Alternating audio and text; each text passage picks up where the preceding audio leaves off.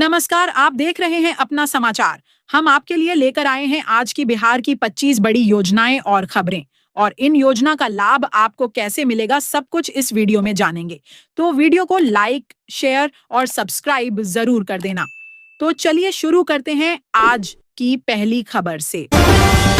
Saudi सरकार ने मजदूरों के लिए बहुत बड़ा फैसला लिया है। सरकार ने 70 साल पुरानी कफाला सिस्टम को खत्म कर दिया है, जिससे प्रवासी मजदूरों को अब अपना पासपोर्ट जमा नहीं करना पड़ेगा।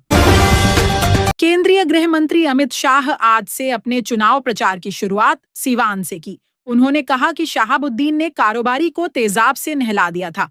इसी शहाबुद्दीन के बेटे को रघुनाथपुर से लालू यादव ने टिकट दिया है, लेकिन अब मोदी और नीतीश का राज है। 100 शहाबुद्दीन भी आ जाएं तो किसी का बाल बांका नहीं हो सकता है। पाकिस्तान में टमाटर 600 रुपए किलो में बिक रहा है। यह कीमत पाकिस्तानी रुपए में है। कुछ दिन पहले यह 50 से 100 रुपए किलो में बिक रहा था, यानी कीमतें करीब 400% बढ़ गई हैं।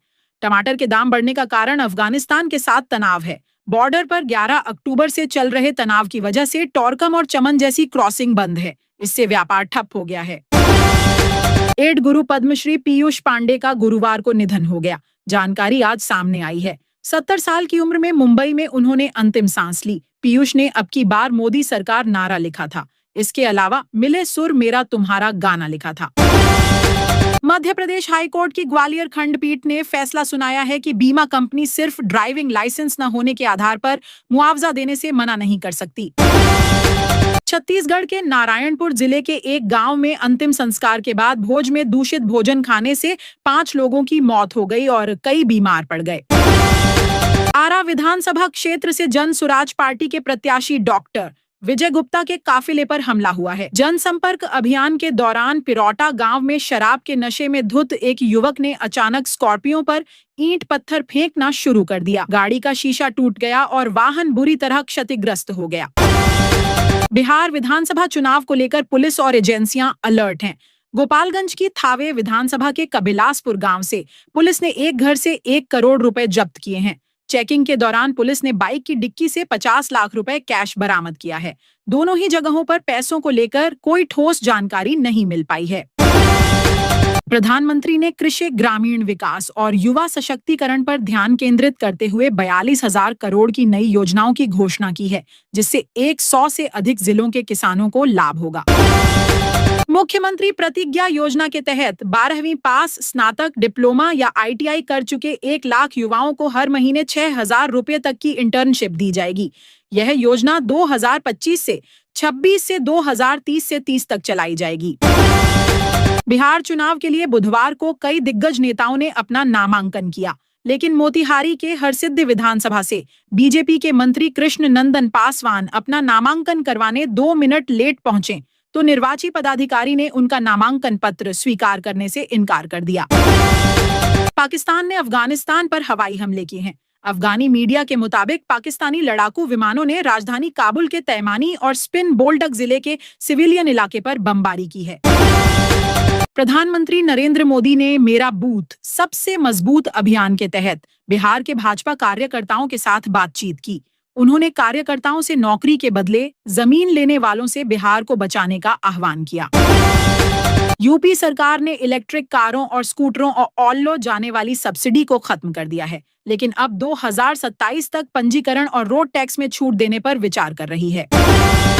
जन सुराज पार्टी के संस्थापक प्रशांत किशोर ने घोषणा की है कि वह चुनाव नहीं लड़ेंगे, बल्कि पार्टी के संगठन को मजबूत करने का काम करेंगे। उनकी पार्टी ने राघोपुर सीट से तेजस्वी यादव के खिलाफ किसी और को उम्मीदवार बनाया है। देर शाम पटना एयरपोर्ट पर नेताओं में मारपीट हुई है।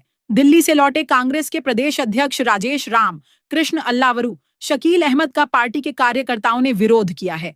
बिक्रम से आए कार्यकर्ताओं ने टिकट बेचने का आरोप लगाया।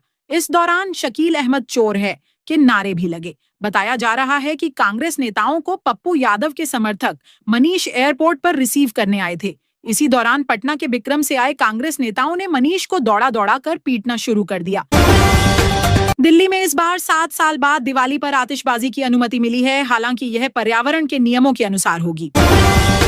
भारत मौसम विज्ञान विभाग IMD ने तमिलनाडु के कई जिलों में भारी बारिश की चेतावनी दी है, जिसके कारण कुछ स्कूलों में छुट्टी की घोषणा की जा सकती है। बिहार में विधानसभा चुनाव 2025 के लिए बीजेपी ने स्टार प्रचारकों की लिस्ट जारी कर दी है। इस लिस्ट में पीएम मोदी, 4 राज्यों के सीएम, केंद्रीय मंत्री समेत सांसद समेत 40 नेताओं के नाम हैं। पीएम मोदी इस चुनाव के सबसे बड़े स्टार प्रचारक होंगे। वे यहाँ कई सभाएं और रैलियां करेंगे। लोक गायिका मैथिली ठाकुर बीजेपी में शामिल हो गई हैं। पटना के होटल चाणक्य स्थित भाजपा मीडिया सेंटर में मिलन समारोह में बीजेपी के प्रदेश अध्यक्ष दिलीप जायसवाल ने उन्हें पार्टी की सदस्यता दिलाई है और ऐसा माना जा रहा है कि वह अलीनगर सीट से चुनाव लड़ सकती हैं।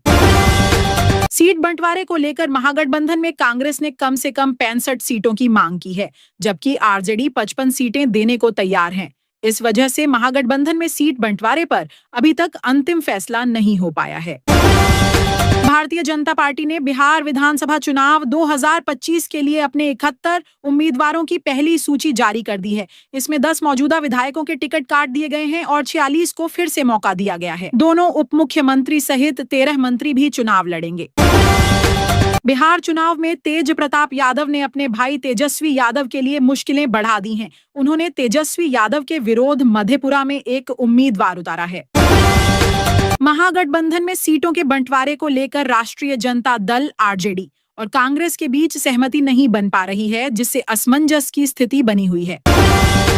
केंद्र सरकार द्वारा पीएम किसान सम्मान निधि योजना की 21वीं किस्त दिवाली पर 8 करोड़ 50 लाख से अधिक किसानों के खातों में 2000 रुपये भेजे जाएंगे। महागठबंधन में पहले ही सीट शेयरिंग को लेकर तनाव है। अब कांग्रेस की कलह भी खुलकर सामने आ गई है। टिकट कटने से नाराज गुट ने पटना में प्रेस कॉन्फ्रेंस कर कहा, महागठबंधन टूटने वाला है। नाराज नेताओं ने प्रदेश अध्यक्ष राजेश राम और प्रभारी कृष्णा अल्लावरू पर टिकट बेचने का आरोप लगाया है। कुछ राज्यों में महिलाओं को दिवाली पर मुफ्त सिलाई मशीन और 15,000 रुपये की आर्थिक सहायता दी जाएगी। बीएसएनएल ने नए ग्राहकों के लिए 1 रुपये में 1 महीने की मुफ्त 4G सेवा की घोषणा की है, जिसमें प्रतिदिन 2 GB डेटा और अनलिमिटेड कॉलिंग शामिल है। बिहार विधानसभा चुनाव के लिए सरगर्मी तेज है। बीजेपी ने सभी 101 सीटों के लिए अपने प्रत्याशियों के नामों की घोषणा कर दी है। बिहार विधानसभा चुनाव से ठीक पहले राजद प्रमुख लालू प्रसाद यादव और उनके परिवार के लिए बड़ी परेशानी खड़ी हो गई है। सीबीआई ने आईआरसीटीसी होटल आवंटन मामले में करीब 12 अहम गवाहों की सूची अदालत को सौंप दी है। ये गवाह पूर्व रेल मंत्री लालू प्रसाद यादव, उनकी पत्नी राबड़ी देवी, बेटे तेजस्वी यादव और अन्य पर लगे भ्रष्टाचार और धोखाधड़ी के आरोपों से जुड़ी गवाही देंगे। तो दोस्तों, ये थी बिहार की 25 बड़ी योजनाएं और खबरें। आपको इनमें से कौन सी योजना सबसे अच्छी लगी? कमेंट में जरूर बताना और वीडियो को लाइक, शेयर और सब्सक्राइब जरूर करें ताकि हर दिन की बड़ी खबरें आप तक सबसे पहले पहुंचें।